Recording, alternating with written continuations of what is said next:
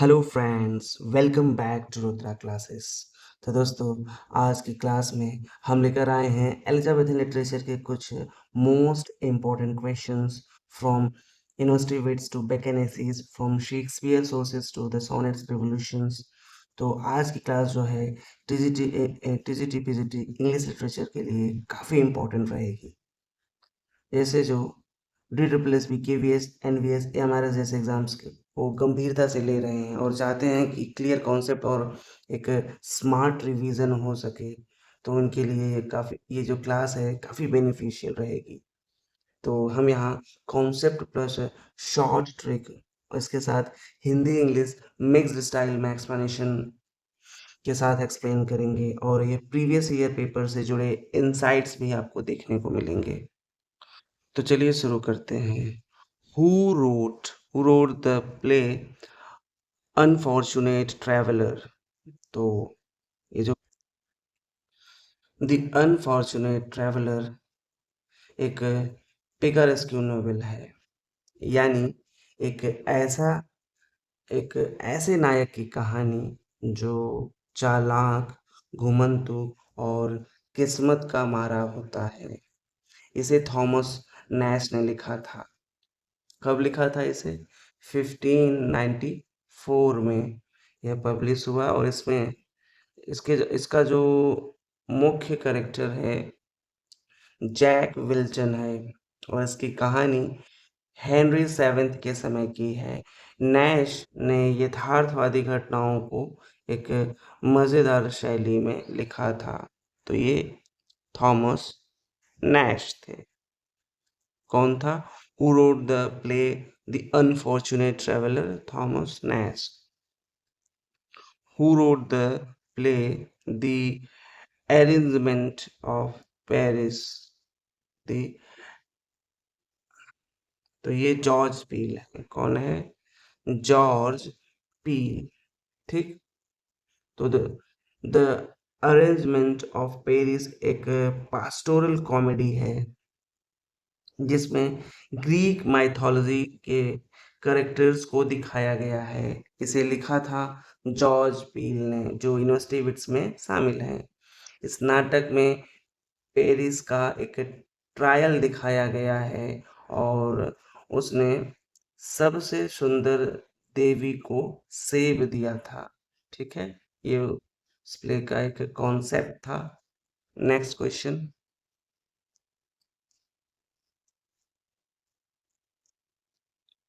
Who wrote the play the Spanish Tragedy?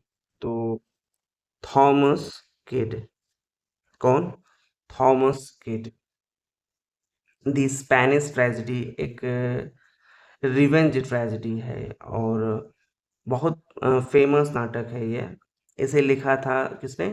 Thomas kid ने, जो university विट से जुड़े तो नहीं थे लेकिन उतने ही इम्पोर्टेंट थे, मतलब उतने ही एजुकेटेड थे।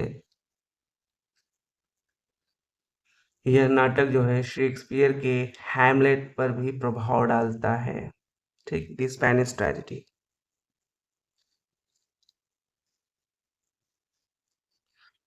Shakespeare's play Hamlet followed the genre founded in English by Thomas Keats' play, The Spanish Tragedy. The Spanish Tragedy. The Spanish tragedy एक रिवेंज ट्रेजेडी है जिसकी शुरुआत किसने की थी? जैसा कि मैंने आपको पहले ही बताया, थॉमस किड ने की थी। और इस जिनर के बाद में शेक्सपियर ने अपनाया अपना एक प्रसिद्ध नाटक हैमलेट लिखा। ठीक।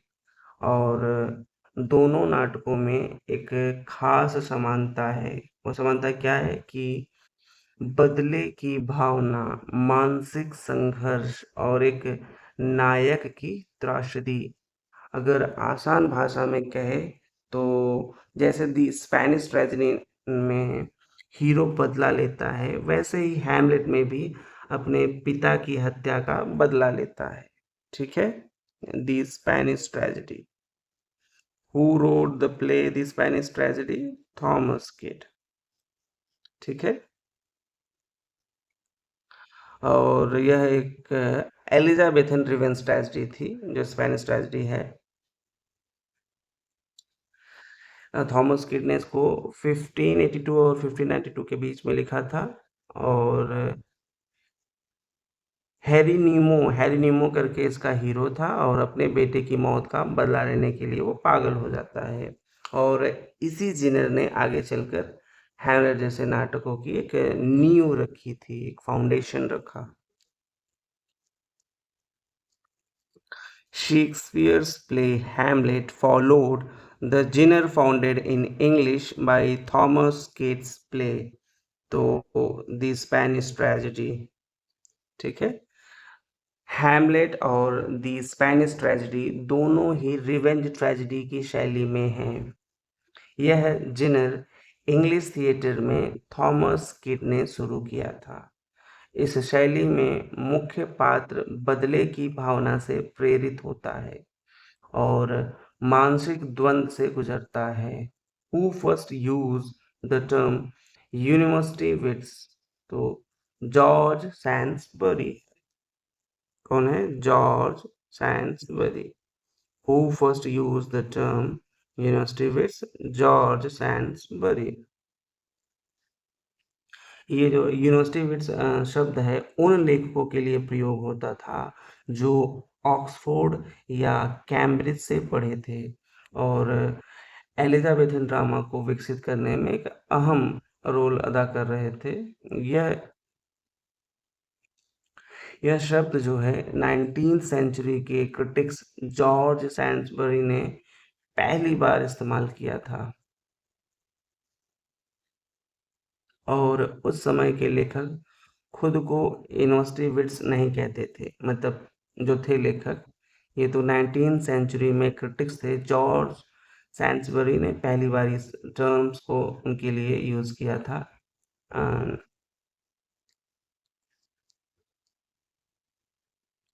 It is an old saying, if there is no Marlowe and there is no Shakespeare. ठीक। ये कहावत इस बात को दर्शाती है कि क्रिस्टोफर मार्लो ने एलिजाबेथन ड्रामा में जो एक रिवॉल्यूशन लाई थी, वही आगे चलकर शेक्सपियर के नाटकों पर एक आधार बनी। और मार्लो की जो एक नाट्य शैली थी, मतलब ड्रामा लिखने का जो उनका स्टाइल था, और उसकी भाषा और उसकी जो थीम्स थी, उसको शेक्सपियर उससे बहुत प्रभावित हुए थे। उनके कोलैबोरेशंस में उन्होंने कुछ वर्क्स भी लिखे हैं, दोनों मिलकर। Of which play of which play did Shakespeare take the plot of his comedy As You Like It? ठीक है। Of which play did Shakespeare take the plot of his comedy As You Like It? तो Rosalind. ठीक। तो as you like it का जो आधार है Thomas Lodge का prose romance Rosalind Ephesus golden legacy 1590। यह एक पास्टोरल रोमांस था जिसमें जंगल प्रेम और आत्म पहचान जैसे एलिमेंट्स थे जो शेक्सपियर के ड्रामा में दिखते हैं। लॉज का रोजालिंड शेक्सपियर का एज यू लाइक इट था। ठीक।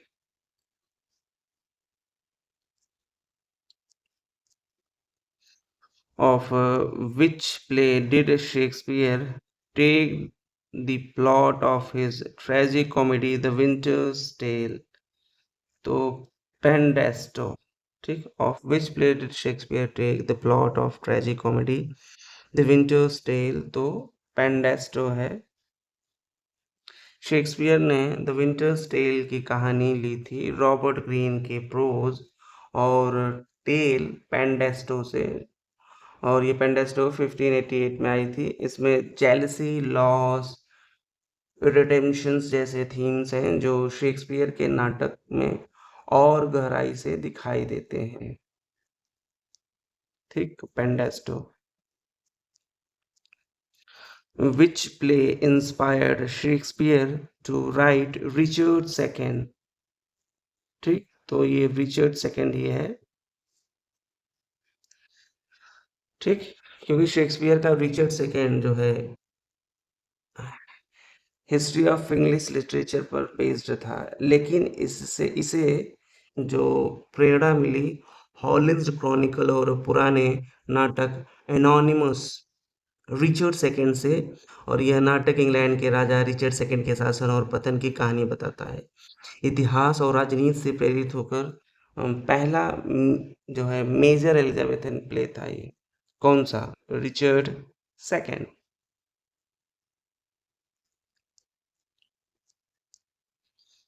Who wrote the historical play Edward first? तो जॉर्ज पील। कौन सा? George Peele.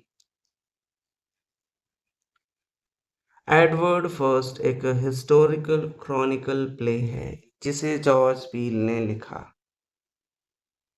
यह राजा एडवर्ड फर्स्ट के शासनकाल और उसके कार्यों पर आधारित है। जॉर्ज पील भी यूनिवर्सिटी विट्स के प्रमुख सदस्य थे। Which age in English literature is called the nest of singing birds? ठीक। Which age in English literature is called the nest of singing birds? तो एलिजाबेथन एज।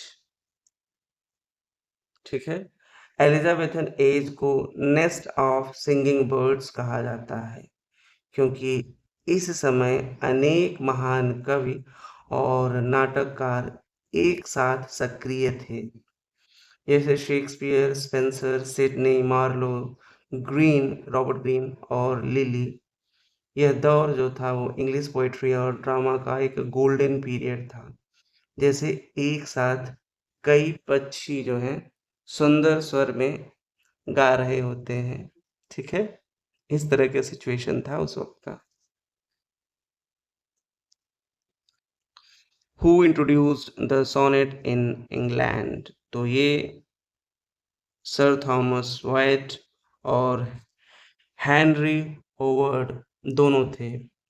इंग्लैंड में sonnet को लाने का श्रेय जो है दो लोगों को जाता है। सर थॉमस वाइट, जिन्होंने सबसे पहले पेट्रोचन सोनेट का अनुवाद और प्रयोग किया था।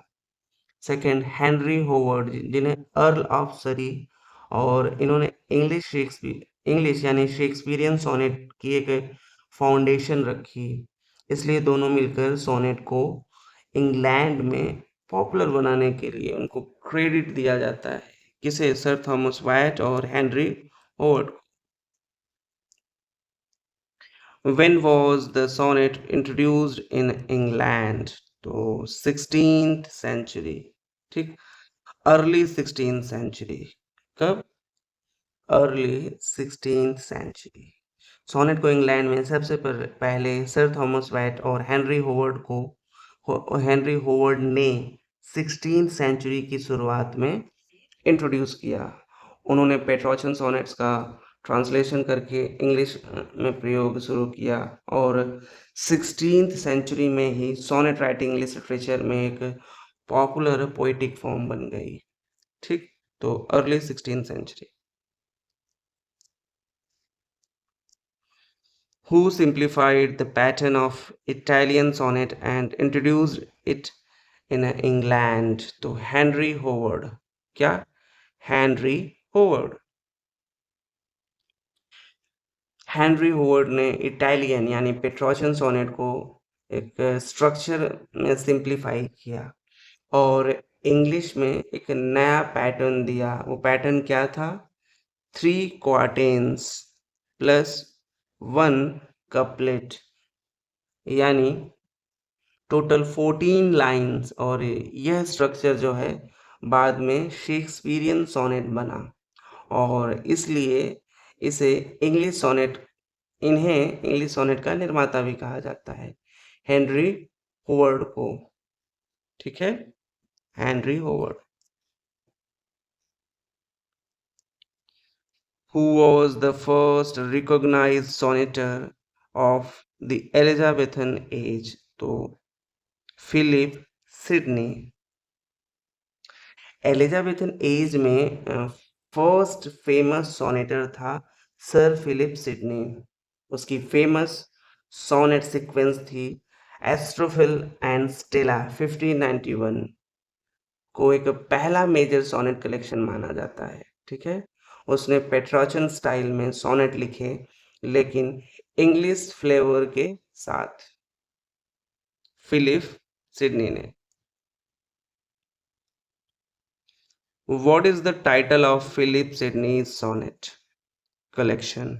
तो एस्ट्रोफिल स्टेला। किसने? एस्ट्रोफिल स्टेला ने।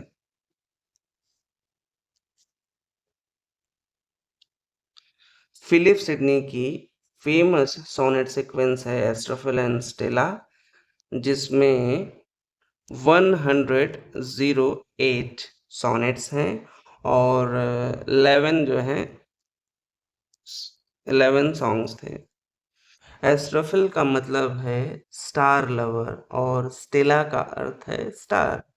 ठीक, एस्ट्रोफिल स्टेला। ये पोएम्स सिडनी के एक तरफा प्रेम की भावनाओं को दर्शाते हैं।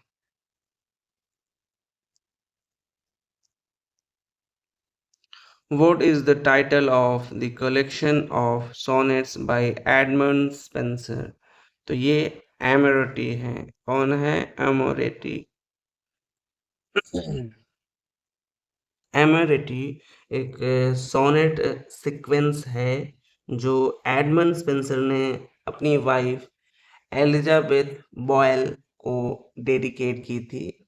इसमें टोटल 89 सोनेट्स हैं जो प्रेम, शादी और आत्मिक रिश्ते को सेलिब्रेट करते हैं।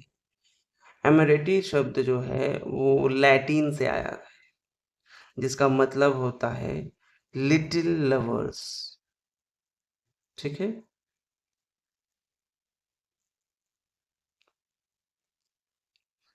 एमोरेटी।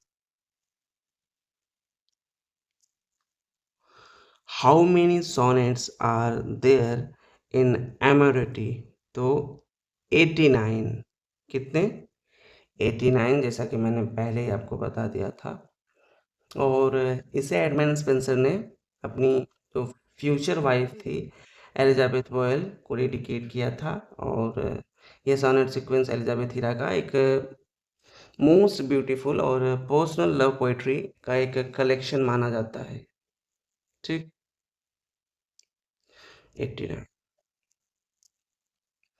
What is the rhyming pattern of Spenserian sonnet? तो A B, A B, B C, B C, C D, C D, E E. ये जो है स्पेंसरियन सोनेट का राइम स्कीम है। और इसमें 3 इंटरलिंक्ड जो हैं क्वार्टेन्स हैं और एक राइमिंग कपलेट है। ये 3 जो है इंटरलिंक्ड जो हैं क्वार्टेन्स हैं और एक क्या है? Rhyming couplet. यह फॉर्मेट एडमंड स्पेंसर ने खुद डेवलप किया था, जो शेक्सपियरियन और पेट्रोचन सोनेट से अलग बनाता है इसे। Who wrote the collection of the sonnets titled Ideas Mirror? तो ये माइकल ड्राइटन है। कौन है? Michael Drayton. आइडियाज मिरर एक फेमस सोनेट कलेक्शन है जिसे माइकल ड्राइटन ने लिखा था। ये कलेक्शन रोमांटिक और आइडियलिस्टिक लव पर बेस्ड है। तो Michael Drayton. Who is called the greatest sonneter of the Elizabethan age? तो विलियम शेक्सपियर है। कौन है? William Shakespeare. शेक्सपियर को ग्रेटेस्ट सोनेटर कहा जाता है क्योंकि उन्होंने 154 सोनेट्स लिखे जो आज भी लिटरेरी एक्सीलेंस की मिसाल हैं। उनका स्टाइल और इमोशनल डेप्थ अनमैच्ड माना जाता है।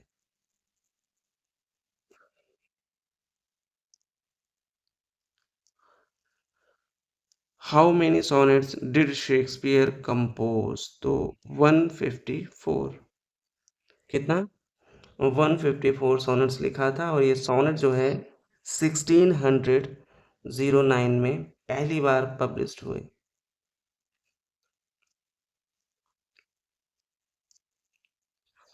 To whom did Shakespeare dedicate most of his sonnets? 126। तो मिस्टर डब्ल्यू एच। ठीक। शेक्सपियर ने अपने 1 से 126 तक के सोनेट्स मिस्टर डब्ल्यू एच को डेडिकेट किया था। यह व्यक्ति कौन था? मिस्टर डब्ल्यू एच जो है वो, ये आज भी मिस्ट्री है, लेकिन कुछ स्कॉलर्स ऐसा मानते हैं कि विलियम हर्बर्ट या हेनरी वर्थली हो सकते हैं। ठीक।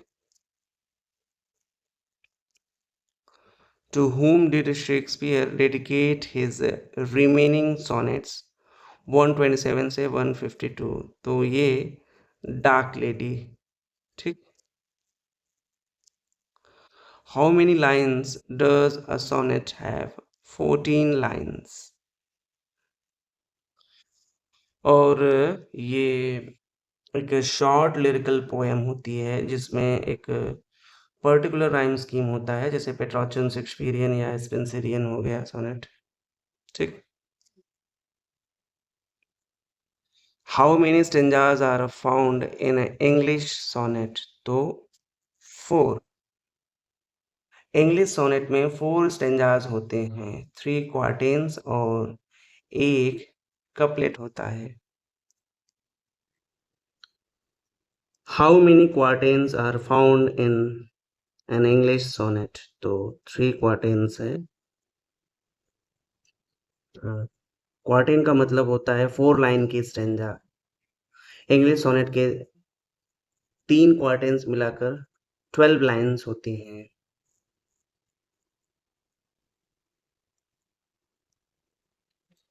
How many lines are found in English quatrains? तो 4। ठीक, जैसा कि मैंने आपको बताया।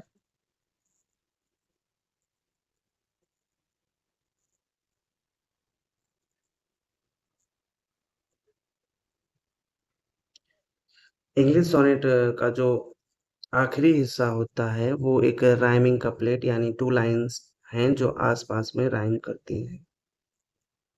और यही कपलेट जो है अक्सर पूरे सोनेट का एक मोरल या कंक्लूजन होता है। ठीक। जिसे हम कपलेट कहते हैं। ठीक है। तो how many couplets are found in an English sonnet? तो 1 होता है।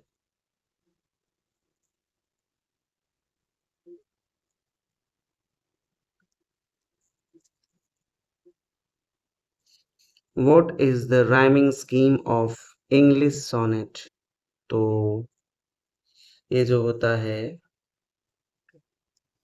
A B C D C E, sorry हाँ, A B A B C D E F G G, जिसमें ये जो इंग्लिश या शेक्सपियरियन सोनेट की राइम स्कीम्स को बोलते हैं। और पहला क्वार्टेन्स ए बी, दूसरा क्वार्टेन्स सी डी, तीसरा ई एफ होता है। और ये जो जी जी है ना, ये एक राइमिंग कपलेट होता है, यानी एक फाइनल पंच या ट्विस्ट जो भी है, तो इसी में होता है। Who is called the father of English एशे? तो फ्रांसिस बेकन। कौन? फ्रांसिस बेकन को फादर ऑफ इंग्लिश एशे कहा जाता है। उन्होंने 1597 में एसेज नाम की एक पुस्तक पब्लिश की जिसमें छोटे-छोटे विषयों पर अपने विचार लिखे। उन्होंने एसेज प्रैक्टिकल, लॉजिकल और एक वर्ल्डली विज़डम से भरे थे उनके एसेज जो थे। जैसे ऑफ ट्रुथ हो गई, ऑफ स्टडीज़ हो गई, ऑफ रेवेन्स हो गया। और मिशेल डी मॉन्टेग्नी को फ्रेंच लिटरेचर में ऐसे राइटिंग का जनक माना जाता है। ठीक, अगर फ्रेंच लिटरेचर की बात की जाए, ये एक्स्ट्रा नॉलेज है, तो मिशेल डी मोंटेग्नी को फ्रेंच लिटरेचर का जनक माना जाता है और इंग्लिश का फ्रांसिस बेकन को, फ्रेंच का मिशेल डी मोंटेग्नी को। ठीक, ये फ्रेंच के थे, फ्रांसिस बेकन इंग्लिश के थे। ठीक,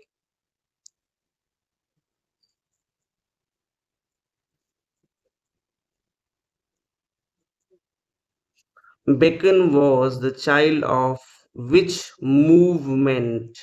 ठीक, तो रेनेसेंस किस मूवमेंट के? रेनेसेंस। फ्रांसिस बेकन को रेनेसेंस मूवमेंट की एक उपज कहा जाता है। ठीक, रेनेसेंस का मतलब क्या होता है? रीबर्थ, एक ऐसा समय जब मानव बुद्धि, खोज, ज्ञान और कला का एक नया जन्म मिला। बेकन की राइटिंग में इंसान की रीजनिंग पावर, साइंटिफिक स्पिरिट और नॉलेज की तलाश साफ दिखाई देती है। टिल्स्टॉन ने कहा था, Bacon the man was the product of the Renaissance. ठीक है।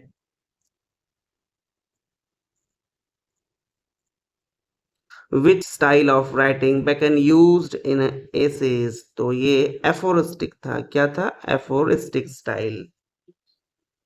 बेकन की राइटिंग स्टाइल जो थी वो एफोरिस्टिक स्टाइल होती थी, इसे एफोरिस्टिक स्टाइल कहा जाता था। एफोरिज्म का जो मतलब होता है, जैसे छोटे, गहरे और प्रभावशाली जो सेंटेंसेस थे, जैसे नॉलेज इज अ पावर। ठीक है, जैसे reading maketh reading maketh a full man, या कॉन्फ्रेंस रेडी मैन, या and writing an exact man, कुछ इस तरह के जो थे सेंटेंसेस, तो इसीलिए इन्हें एफोरिस्टिक कहा जाता था। ठीक, इनकी राइटिंग स्टाइल को। whose essays whose essays are called a handbook of practical wisdom? ठीक, तो ये बेकन साहब ही थे। कौन? बेकन। Practical wisdom. ठीक है, बेकन के एसेज को hand book of practical wisdom कहा जाता था, क्योंकि वे जीवन को प्रैक्टिकली यूजफुल सब्जेक्ट पर होते थे। ठीक,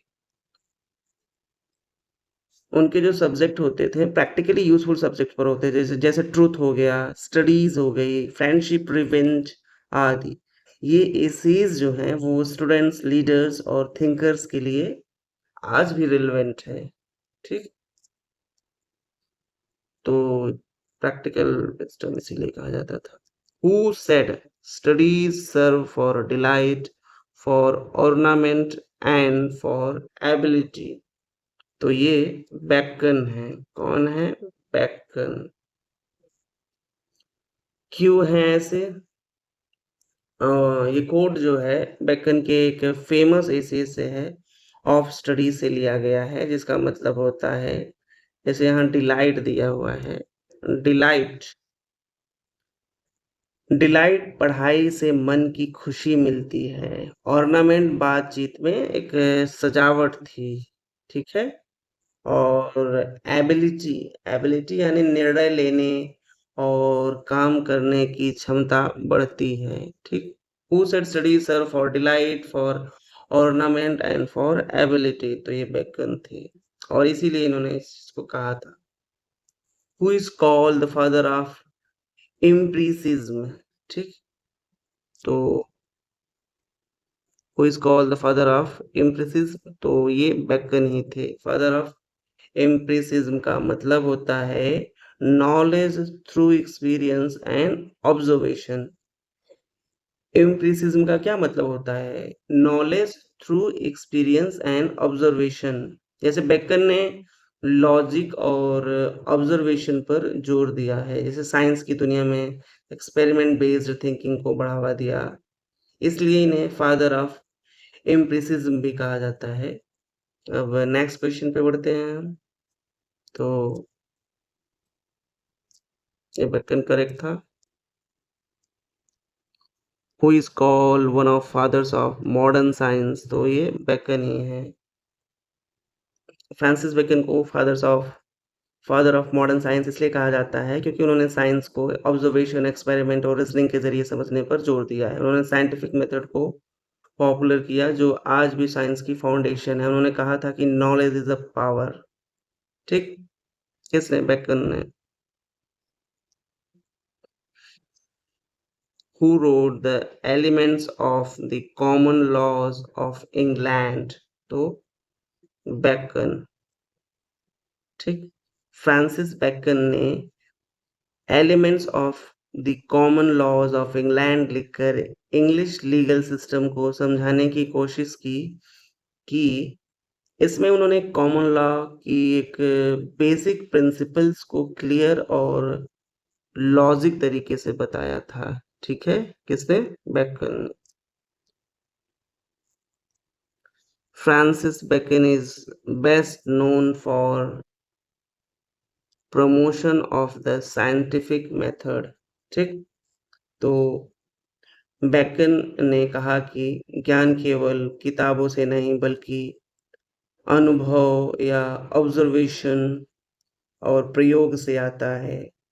इसलिए उन्होंने साइंटिफिक मेथड को बढ़ावा दिया जिसमें हाइपोथेसिस, एक्सपेरिमेंटेशन और कंक्लूजन शामिल है। आज भी यह तरीका साइंस और रिसर्च की एक नींव है। ठीक है? Who wrote Novum Organum? तो ये भी बेकन है। फ्रांसिस बेकन ने नोवम ऑर्गनम नामक कविता कब लिखी थी? 1620 में। लैटिन में लिखी थी और जिसका मतलब था नोवम ऑर्गनम का न्यू इंस्ट्रूमेंट, यानी एक नया तरीका सोचने का। यह किताब जो है लॉजिक और साइंटिफिक थिंकिंग पर थी और इसमें बेकन ने बताया कि चीज़ों को परखने और समझने के लिए ऑब्जर्वेशन और एक्सपेरिमेंट्स जो है ज़रूरी है और यही मॉडर्न साइंस की शुरुआत मानी जाती है। इसलिए बेकन को फादर ऑफ एम्पिरिसिज्म भी कहा जाता है, जैसा कि हमने ऊपर देखा।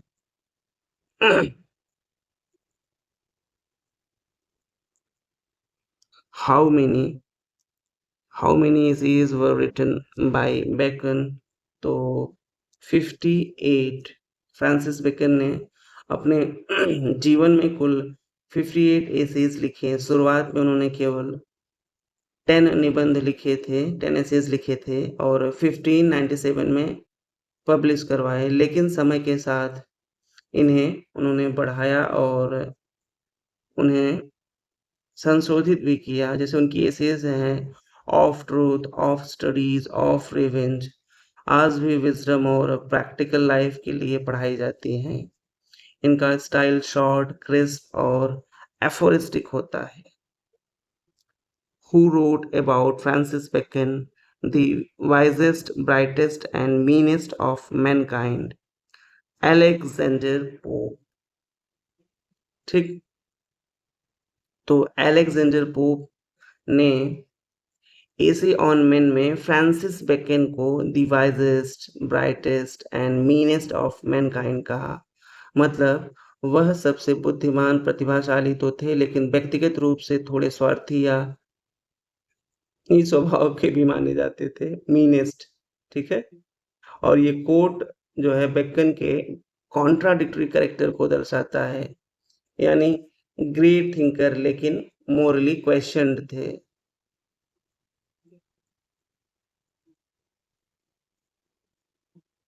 ठीक? तो अलेक्जेंडर पोप। ठीक? Which English writer said English is a vulgar language and would remain so forever? Bacon. ठीक।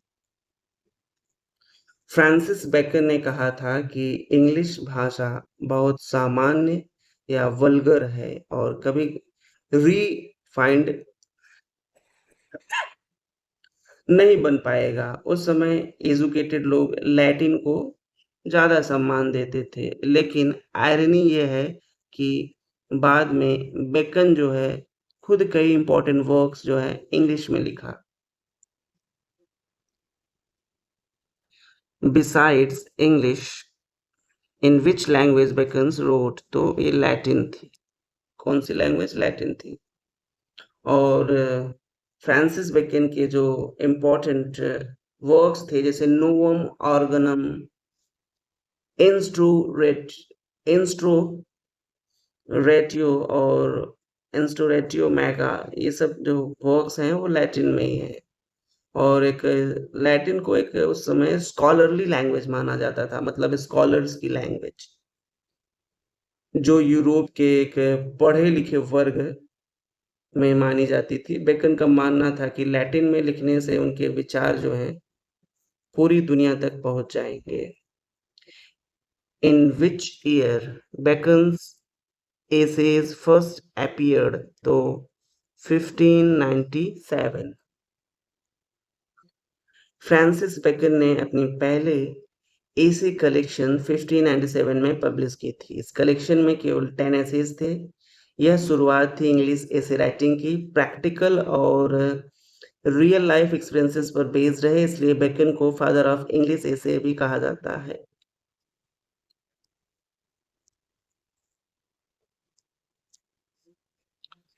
How many essays are there in the third edition of Bacon's essays? तो 58 है।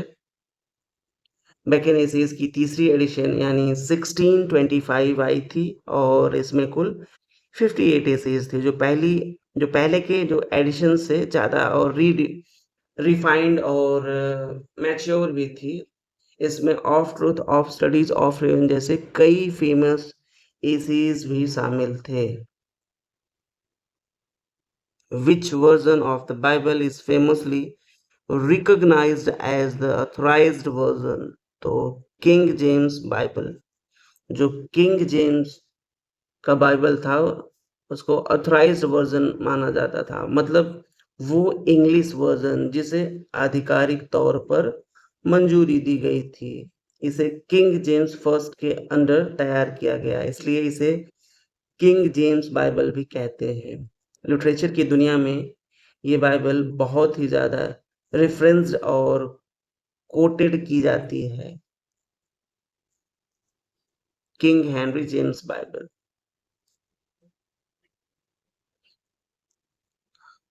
The Thrice version of the Bible refers an English translation of the Christian Bible। ठीक, तो authorise version जो था असल में Christian Bible की इंग्लिश ट्रांसलेशन है।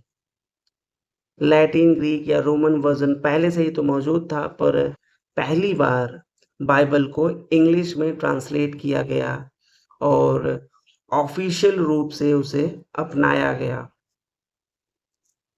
ठीक।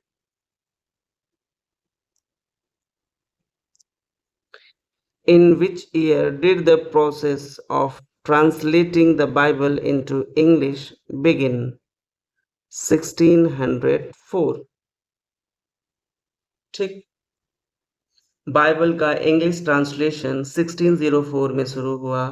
इसका उद्देश्य था कि पूरे चर्च में एक स्टैंडर्डाइज्ड वर्जन हो और सभी लोग को बाइबल पढ़ने में सुविधा हो।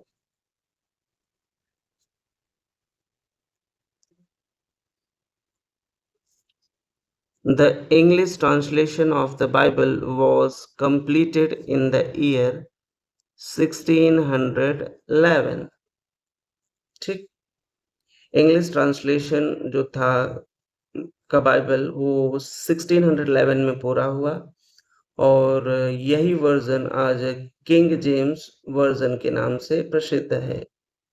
इसे लिटरेरी इंग्लिश का एक क्लासिक उदाहरण माना जाता है।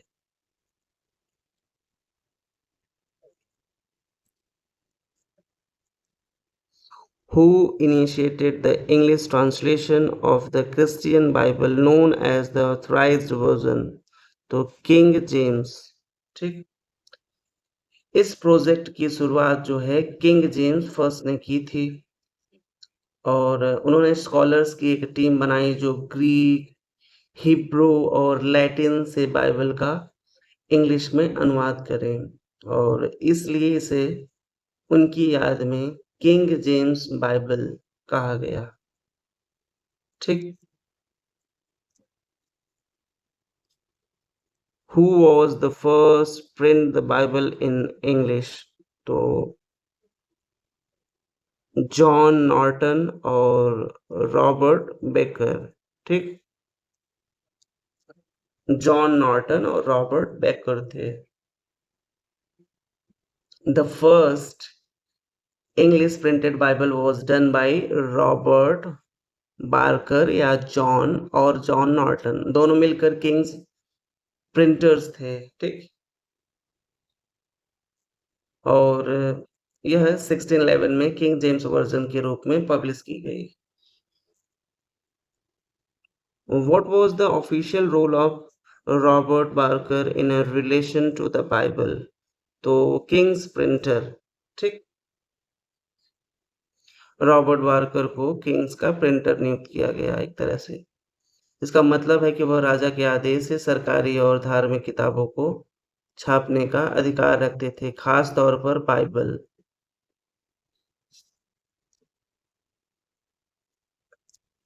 Who gave official approved to the English translation of the Bible? तो इंग्लिश चर्च था। ठीक। बाइबल को इंग्लिश में ट्रांसलेट करने की ऑफिशियल मंजूरी इंग्लिश चर्च ने दी थी। हालांकि किंग जेम्स फर्स्ट ने आदेश दिया था, पर अंतिम स्वीकृति जो थी वो चर्च की तरफ से आई थी, क्योंकि वही जो है रिलीजियस अथॉरिटी थी। ठीक। English church. How many scholars were involve translating the Bible into English? तो 47 स्कॉलर्स थे। ठीक है। बाइबल के इंग्लिश ट्रांसलेशन में 47 स्कॉलर्स शामिल थे। इन 47 स्कॉलर्स को 6 पैनल्स में बांटा गया था। जैसे 3 पैनल्स ने ओल्ड टेस्टामेंट और 2 ने न्यू टेस्टामेंट और एक ने एक्रोफिक ट्रांसलेट किया लैंग्वेज यूज्ड के लिए। और ओल्ड टेस्टामेंट। ठीक। अब जैसे लैंग्वेज यूज कौन-कौन से की गई थी उस वक़्त, जैसे ओल्ड टेस्टामेंट को हैब्रो या अरामीक, न्यू टेस्टामेंट ग्रीक और एक्रोफा जो थी वो ग्रीक और लैटिन को कर रहा था।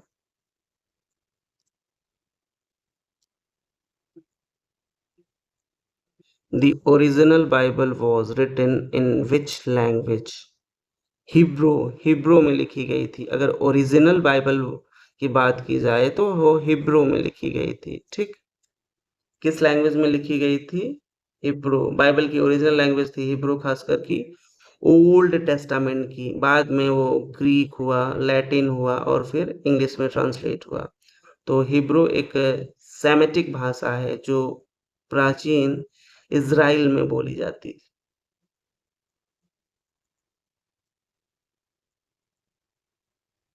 How many books are there in the Old Testament of the Bible? तो 39। ठीक। ओल्ड टेस्टामेंट में कुल 39 बुक्स होती हैं और ये किताबें इतिहास, कानून, भविष्यवाणी और कविताओं पर बेस्ड होती हैं। यहाँ यह हिस्सा जो है यदि यहूदियों के लिए एक धार्मिक ग्रंथ के रूप में भी माना जाता है। ठीक। B correct. How many books are there in the New Testament of the Christian Bible? तो वो सी है। What was the first language into which the Bible was translated? Greek. ठीक है। ये ग्रीक था। बाइबल की सबसे पहली ट्रांसलेशन ग्रीक भाषा में की गई थी। हिब्रू से ग्रीक में ट्रांसलेट किया गया और इसी ग्रीक वर्जन को सेप्टुएजेंट कहा गया। लैटिन ट्रांसलेशन बाद में हुई जिसे वल्गेट कहा जाता है और इसलिए सही उत्तर क्या है यहाँ? ग्रीक है। A. Who is credited with the first Latin translation of the Bible? ठीक, तो ये सेंट जेरोम को माना जाता है। सेंट जेरोम जिसने बाइबल का एक प्रमुख लैटिन ट्रांसलेशन किया, जिसे वल्गेट कहते हैं। ये 382 एडी में पोप डैमसस ने उन्हें यह कार्य सौंपा था और वल्गेट आगे चलकर एक कैथोलिक चर्च की ऑफिशियल बाइबल बनी। ठीक। In which century was the Bible first translated into English language? तो 14th century। ठीक। इंग्लिश बाइबल के सबसे पहले ट्रांसलेशन का श्रेय जो है वो जॉन विकलिफ के फॉलोअर्स को जाता है। इनमें निकोलस ऑफ हरफोर्ड और जॉन प्रोरी जैसे नाम भी शामिल हैं। ठीक।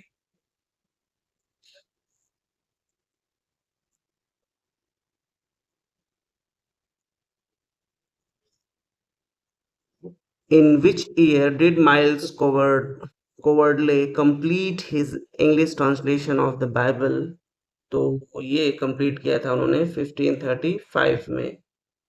और माइल्स कोवर्डले ने 1535 में इंग्लिश बाइबल का एक मेजर ट्रांसलेशन किया और यह पहला कंप्लीट इंग्लिश प्रिंटेड बाइबल था। उन्होंने कुछ अर्लियर वर्जन्स जैसे टैंडल का सहारा भी लिया। Who headed the committee of 47 scholars involved in the English translation of the Bible? तो Bishop of Lancelot Andrews। ठीक। जब 47 स्कॉलर्स की कमेटी बनी तो बाइबल ट्रांसलेशन के लिए, तो उसकी जो अध्यक्षता की थी वो बिशप लैंसलॉट एंड्रयूज ने। और यह जो है वही कमेटी थी जिसने किंग जेम्स वर्जन तैयार किया। ठीक। Which section is considered the third part of the Bible? तो एफ्रोसिफा, एप्रोसिफा जो है सी। ठीक है।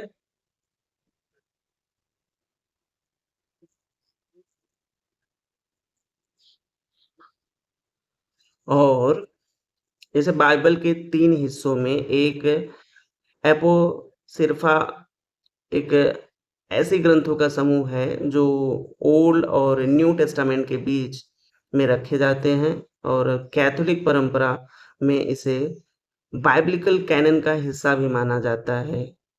ठीक है।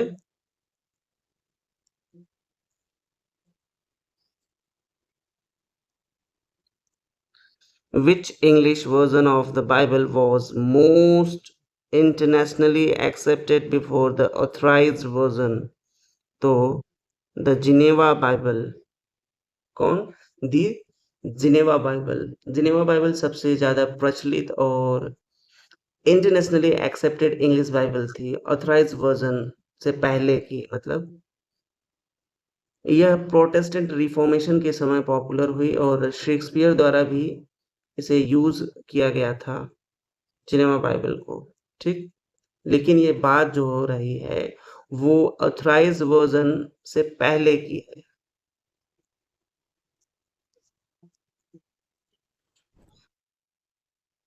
Who introduced the term metaphysical in a literary criticism? तो सैमुअल जॉनसन।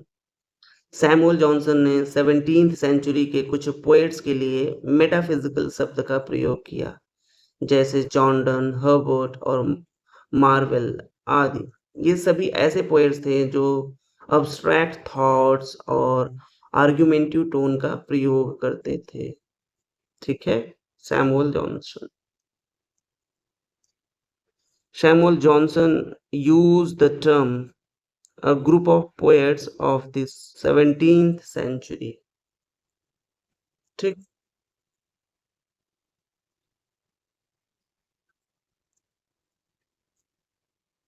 तो Samuel Johnson used the term metaphysical for which group? Group poets the 17th century। Who is regarded as the leading poet of metaphysical poetry? ठीक, who is regarded as the leading poet of metaphysical poetry? तो ये John Donne है। ठीक है, metaphysical poetry के सबसे important कवि जो हैं वो जॉन डन को माना जाता है। उन्होंने लव, रिलीजन और फिलॉसफी को कंबाइन करके नए तरीके की पोएट्री की शुरुआत की। Who adopted the term metaphysical from doctor Johnson? तो ये जॉन ड्राइडन थे। ठीक, जॉन ड्राइडन ने मेटाफिजिकल स्टाइल को पहचानने और पॉपुलर करने में डॉक्टर जॉनसन के बाद योगदान दिया है। उन्होंने इस स्टाइल की पोएट्री को विट एंड सबटाइटलिटी से भरा बताया। ठीक, तो John Dryden. Who said the first poet in the world in some things? तो बेन जॉनसन है। कौन है? बेन जॉनसन ने डन के बारे में कहा था the first poet in the world in some things, मतलब कुछ चीजें में वह सबसे आगे था, लेकिन उसकी रिदम को लेकर आलोचना भी हुई थी। ठीक है, जैसे the first poet in the world in some things, मतलब कुछ चीजों में वह सबसे आगे था, लेकिन उसकी रिदम को लेकर आलोचना की। ठीक, तो A. To whom did Ben Jonson refer as the first poet in the world in some things? ठीक, तो जॉन डन। बेन जॉनसन का फेमस कमेंट जॉन डन के लिए था। उन्होंने डन को ओरिजिनलिटी को सहारा पर उसकी लैक ऑफ म्यूजिकलिटी को क्रिटिसाइज भी किया है। ठीक, किसने? John Donne. About whom did Dr. Johnson comment? Almost the last of his race and undoubtedly the best. तो अब्राहम कायोले। डॉक्टर जॉनसन ने अब्राहम कायोले को almost the last of his race and undoubtedly the best कहा। ठीक, वो metaphysical poets की आखिरी पीढ़ियों में से एक थे और उन्हें बहुत श्रेष्ठ माना जाता था। अब्राहम कायोले।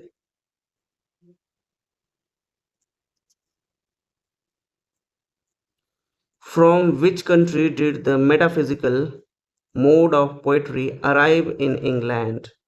तो इटली। ठीक, मेटाफिजिकल पोएटिक मोड की शैली और फिलोसफिकल आइडिया का जो प्रभाव है वो इटली से इंग्लैंड आया था। विशेष रूप से इटालियन रेनेसांस का इनडायरेक्ट असर मेटाफिजिकल पोएट्स पर पड़ा था।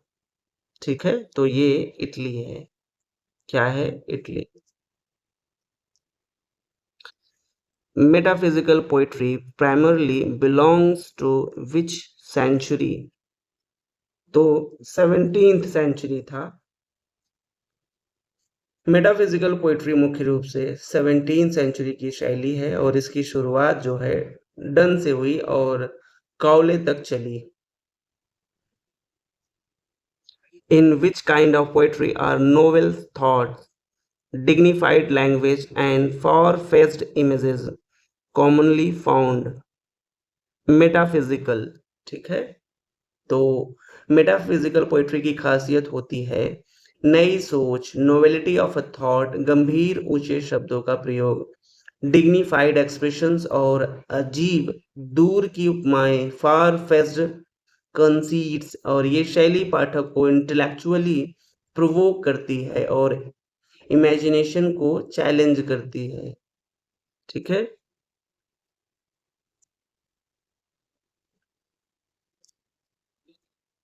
affections and the use of hyperboles are typical traits of which poetic style? तो मेटाफिजिकल।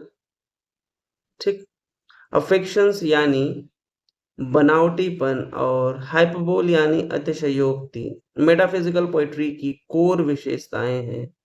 जो जो है एग्जरेटेड और कंपैरिजंस, विटी टोन और ओवर डेकोरेटेड मेटाफर्स हैं, जैसे the firmness makes my circle just. ठीक, एग्जाम्पल है जॉर्डन का। तो बी करेक्ट है। What does the prefix meta, ठीक, what does the prefix meta mean in the term metaphysical? तो बियॉन्ड है। ठीक, क्या है? मेटा का अर्थ बियॉन्ड है। मेटाफिजिकल पोएट्री उस पोएट्री को कहते हैं जो फिजिकल और वर्ल्डली थीम से परे जाकर स्पिरिचुअल, अब्स्ट्रैक्ट और इंटेलेक्चुअल आइडियाज को एक्सप्लोर करती है।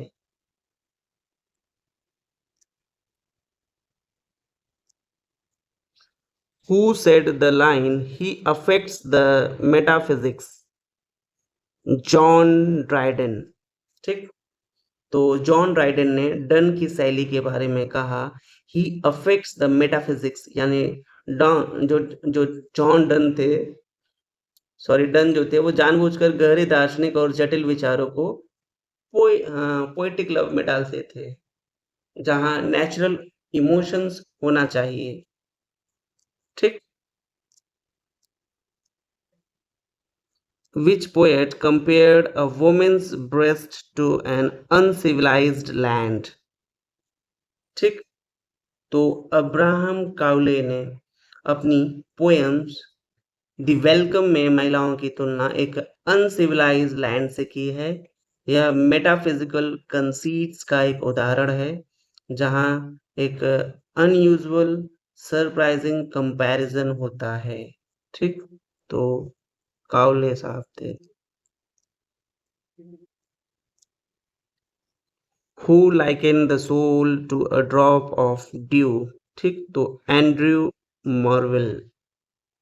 ठीक, एंड्रयू मॉर्वेल ने आत्मा को एक ओश की बूंद की तरह कंपेयर किया है। यह कंपैरिजन गहराई से स्पिरिचुअल है और यह दिखाता है कि मेटाफिजिकल पोएट्री में छोटी चीजों के जरिए बहुत गहरे विचार व्यक्त किए जाते हैं। ठीक है। Who is the poet of the poem presence in absence? John Donne. ठीक है।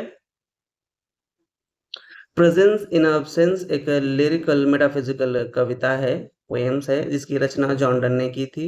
इसमें लव, इमेजिनेशन और स्पिरिचुअल कनेक्शन को एक्सप्लोर किया गया है, जहां फिजिकल दूरी के बावजूद भावना जीवित है। ठीक है।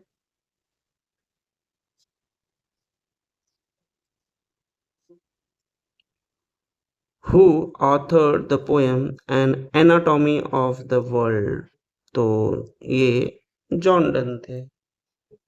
ठीक, an anatomy of the world एक इलेजिक कविता है जिसे जॉन डन ने लिखा। यह एक यंग गर्ल की डेथ पर बेस्ड है। इस इस बहाने डन ने पूरे यूनिवर्स की स्थिति को एनालाइज किया है। ठीक है, तो John Donne. Who wrote the poetic work of the progress of the soul? तो ये जॉन डन है। Of the progress of the soul में जॉन डन आत्मा की यात्रा और पुनर्जन्म की कल्पना करते हैं। यह एक मेटाफिजिकल थॉट का गहन उदाहरण है। ठीक,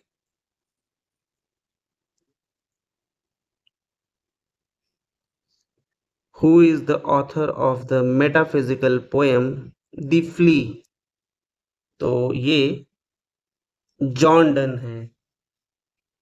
ठीक, द फ्ली डन की एक फेमस मेटाफिजिकल पोएम्स है, जिसमें फ्ली यानी एक कीड़ा को लव और फिजिकल यूनियन का विटी सिंबल बना दिया गया है। यह कंसीट का एक क्लासिकल उदाहरण है। Which poem contains the line, in some close corner of my brain, there I embrace and kiss her? तो ये प्रेजेंस इन absence है, बी ऑप्शन। ठीक, ये लाइन भी डन की कविता प्रेजेंस इन एब्सेंस से ली गई है। यहाँ प्रेमी अपने दिमाग के किसी कोने में अपनी प्रेमिका की कल्पना करता है और मेंटली उसे फील भी करता है। तो बी है ये। In which year did the restoration of monarchy happen in England? तो 1660 डी। ठीक। रेस्टोरेशन का अर्थ है मोनार्की की वापसी, यानी 1660 में किंग चार्ल्स सेकंड के साथ इंग्लैंड में राजशाही की वापसी हुई और इसी समय को हम रिस्टोरेशन पीरियड कहते हैं। ठीक। what does the term neoclassical refer to? तो रिवाइवल ऑफ क्लासिकल एज। ठीक। क्या था? Revival of classical as.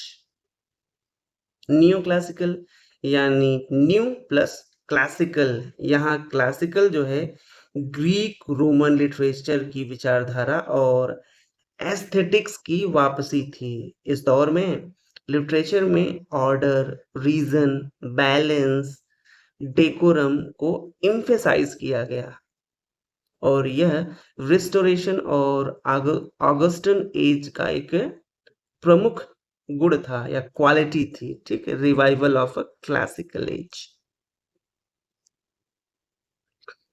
Which time span marks the first phase of neoclassicism? तो 1660 टू 1700। ठीक है। न्यू क्लासिकल एज की फर्स्ट फेज को 1660 टू 1700 माना जाता है। यह समय है जब रिस्टोरेशन के बाद लिटरेचर में एक ऑर्डर, रीजन और क्लासिकल नॉर्म्स जो हैं को फिर से महत्व मिला। ठीक, फिर से उनको एक इम्पोर्टेंस मिला।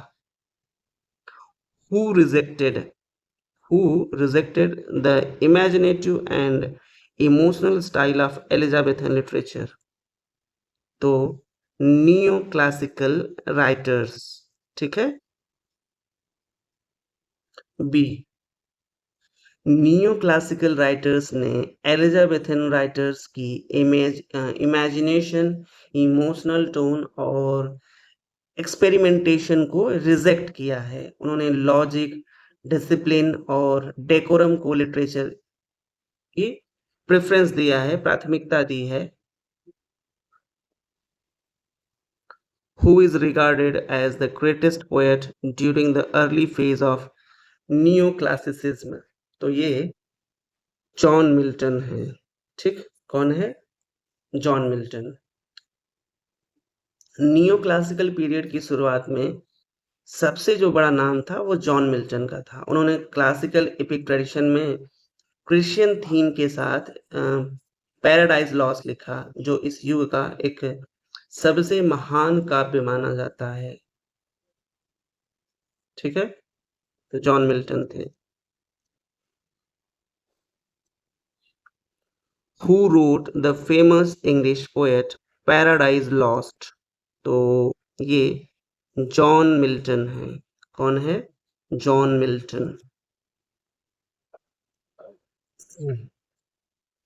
पैराडाइज लॉस्ट एक एपिक पोएम है जिसे जॉन मिल्टन ने लिखा था। यह बाइबलिकल थीम पर बेस्ड है, जैसे एडम और ईव का फॉल, सैटर्न का रिबेलियन आदि।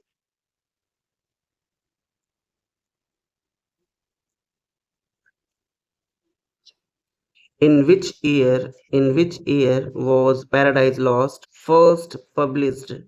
तो 1663, सॉरी 1667 है। हाँ, 1667। तो पैराडाइज लॉस्ट पहली बार जो पब्लिश हुआ था, फर्स्ट पब्लिश्ड इन 1667 में। बाद में इसका एक फाइनल 12 बुक एडिशन आया जो 1674 में आया था। ठीक, कब आया था? 1674 में, जो कि 12 बुक एडिशन था। ठीक।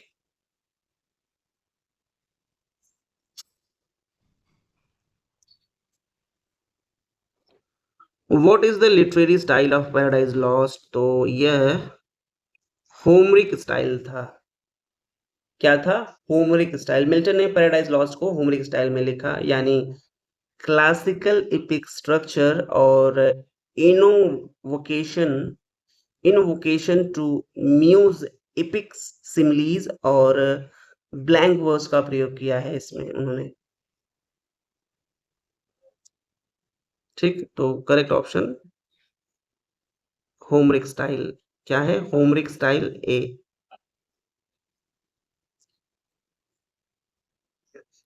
How many books are there in Milton's Paradise Lost? मैंने आपको पहले ये बताया कि उसमें 12 बुक्स थी। कितनी बुक्स हैं? 12 बुक्स हैं। और ये जो है पहले वर्जन में 10 बुक्स थी और फिर मिल्टन ने इसे एक क्लासिकल एपिक्स की परंपरा में बांटा और 12 बुक्स में बांट दिया इसको। When was Paradise Regained published? Paradise Regained कब पब्लिश हुआ? 1671 में। कब हुआ? 1671 में। मिल्टन की दूसरी महान धार्मिक कविता पैराडाइज रीगेन्ड 1671 में पब्लिश्ड हुई। यह poem Christ temptation in the wilderness पर बेस्ड है। एक सिक्वल मानी जाती है पैराडाइज लॉस्ट की। ठीक, पैराडाइज रीगेन्ड जो है पैराडाइज लॉस्ट की एक सिक्वल मानी जाती है। और यह पोयम जो थी वो Christ temptation in the wilderness पर बेस्ड है। ठीक, आज का ये लास्ट क्वेश्चन रहेगा, बाकी क्वेश्चंस हम नेक्स्ट सेशन में देखेंगे। Who is the author of the dramatic poem Samson Agonistes? ठीक, सैमसन एगोनिस्ट, तो ये मिल्टन है। कौन है? मिल्टन। ठीक है, तो सैमसन एगोनिस्ट जो थी एक ट्रेजिक क्लोजेट ड्रामा है जिसे मिल्टन ने लिखा था। यह एक बाइब्लिकल कैरेक्टर सैमसन की कहानी पर आधारित है और इसे ग्रीक ट्रेजेडी के स्टाइल में लिखा गया था। चलिए क्वेश्चन और ले लेते हैं। Who wrote the famous sonnet on his blindness? तो ये मिल्टन है। कौन है? मिल्टन थे। ऑन हिज ब्लाइंडनेस मिल्टन की सबसे फेमस सोनेट में से एक है। यह पोएम्स उन्होंने अपनी ब्लाइंड और ईश्वर के प्रति विश्वास को दर्शाया था। ठीक, उनकी एक फेमस लाइन है, they also serve who only stand and wait. ठीक, तो इस कविता में उन्होंने अपनी अंधता है और ईश्वर के प्रति विश्वास को दर्शाया था। ठीक, चलिए फ्रेंड्स, मिलते हैं आपसे नेक्स्ट सेशन में। Thank you.